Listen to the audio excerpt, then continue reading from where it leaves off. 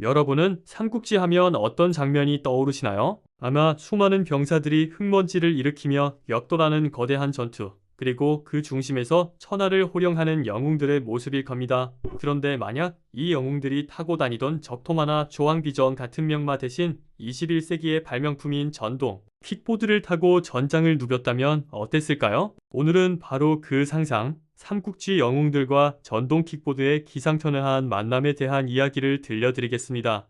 이야기의 시작은 바로 대전이었습니다. 원소의 대군에 맞서 조조가 힘겨운 싸움을 벌이고 있을 때였죠. 병력은 열세, 보급은 끊길 위기, 조조는 깊은 고민에 빠졌습니다. 그때 그의 앞에 한 발명가가 나타납니다. 그는 말보다 빠르고 먹이도 필요 없으며 좁은 길도 순식간에 돌파할 수 있는 새로운 이동 수단을 선보였습니다. 바로 전동 킥보드였죠. 처음엔 장수들 모두가 반신반의했습니다. 이것이 어찌 말의 위용을 대신한단 말인가? 하지만 조조는 달랐습니다. 그는 킥보드의 엄청난 잠재력을 한눈에 꿰뚫어 보았죠. 조조는 즉시 정예 부대에게 킥보드 훈련을 명했습니다. 처음에는 우스꽝스럽게 넘어지고 비틀거렸지만 곧 병사들은 능숙하게 킥보드를 다루기 시작했습니다. 특히 기동력의 귀재라 불리던 하우돈과 하우연은 킥보드의 날개를 단 듯했습니다. 그들은 원소군의 보급로인 오소를 기습하기 위해 출정했습니다. 캄캄한 밤, 소리 없이 움직이는 킥보드 부대는 원소군의 경계망을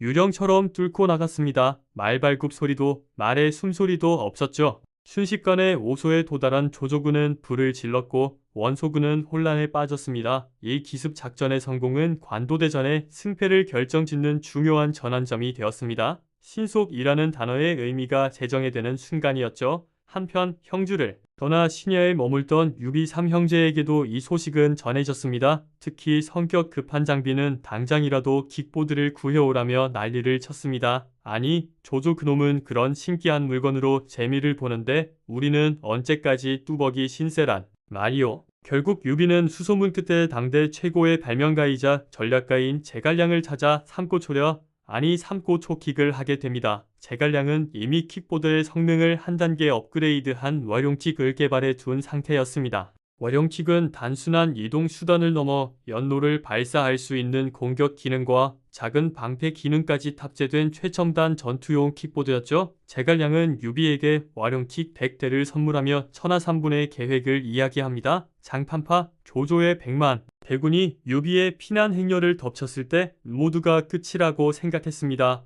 하지만 그때 단 한 대의 월용킥을 타고 나타난 영웅이 있었으니 바로 조자룡이었습니다. 그는 킥보드의 놀라운 기동성을 이용해 적진을 종횡무진 누볐습니다. 창을 휘두르며 적을 베고 킥보드로 급회전하며 화살을 피했죠. 마치 한 마리의 용이 전장을 유영하는 듯했습니다. 그는 수많은 적들을 뚫고 유희의 아들 아두를 구해냈습니다. 훗날 사람들은 그의 활약을 전동 킥보드 단기 필마라 부르며 칭송했습니다. 이 사건으로 전동 킥보드는 단순한 이동 수단이 아니라 한 명의 장수가 1만 명의 적을 상대할 수 있게 만드는 전략 병기로서의 가치를 증명하게 됩니다. 시간이 흘러 적벽대전, 유비와 손권의 연합군이 조조의 대항대에 맞서게 됩니다. 이때 주유는 화공을 계획하지만 결정적으로 동남풍이 불지 않아 애를 태우고 있었죠. 그때 제갈량이 나섰습니다. 그는 칠성단에 올라 동남풍을 불게 하겠다고 장담했지만 사실 그의 진짜 비책은 다른 데 있었습니다. 그는 조자룡에게 월용킥 부대를 이끌고 강을 따라 빠르게 이동하여 조조군 진영 후방에 숨겨둔 거대한 연들을 날리라고 지시했습니다.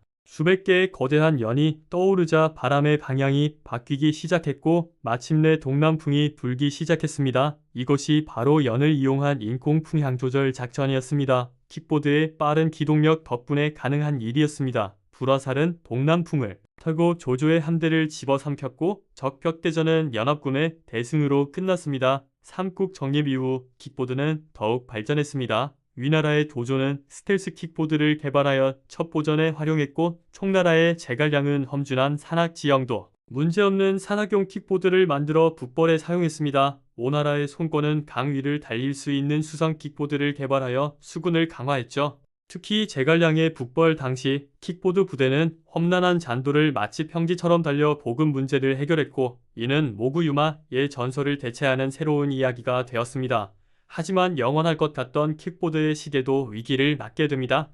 바로 배터리 문제였죠. 계속되는 전쟁으로 전기를 생산할 자원이 부족해졌고 충전 인프라가 파괴되기 시작했습니다. 결국 영웅들은 다시 말해 안장 위에 오를 수밖에 없었습니다. 비록 킥보드의 시대는 짧게 끝났지만 그것이 삼국지의 역사에 남긴 혁신과 변화의 바람은 결코 잊히지 않았습니다. 말보다 빠른 속도, 소리 없는 기습, 지형을 극복하는 기동력, 킥보드는 단순한 도구가 아니라 영웅들의 전략과 용맹함을 새로운 차원으로 끌어올린 촉매제였습니다. 어떠셨나요? 상상 속 이야기지만 생각만 해도 정말 흥미진진하지 않나요? 만약 여러분이 삼국지의 영웅이라면 전동 킥보드를 타고 어떤 활약을 펼치고 싶으신가요? 댓글로 여러분의 기발한 상상을 들려주세요. 오늘 이야기가 재미있으셨다면 구독과 좋아요, 알림 설정까지 부탁드립니다. 더 흥미로운 이야기로 다시 찾아오겠습니다. 감사합니다.